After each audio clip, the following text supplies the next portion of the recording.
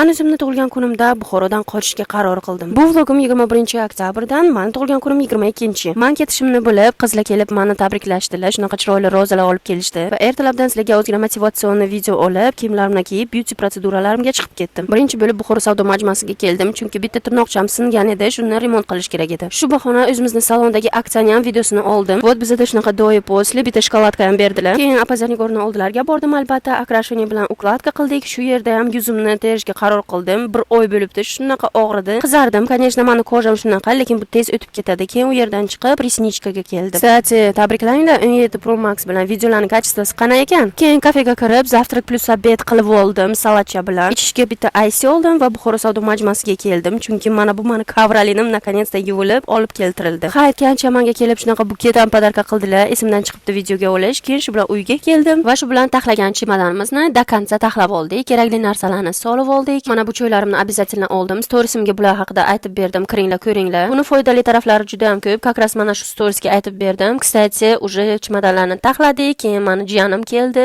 bizani olib ketdi. Va nihoyat biz kutgan onlar yetib keldi desam ham bo'ladi. Biz Korzinka 2 ga keldik. Ozgina bozorlik qildik desam ham bo'ladi. Bittadan kofe ichdik va bizani haydovchimiz kelib, biz yo'lga tushdik. Va nihoyat endi sizlarga qayerga dam olishga borayotganimizni aytsam bo'ladi. Biz Zominga 3 kunga faqat qizlar dam olishga keldik. Mana shu bizning gostinitsamiz 2 kecha 3 kun shu yerda bo'lamiz va qaytishda Samarqandga ham kirib o'tamiz.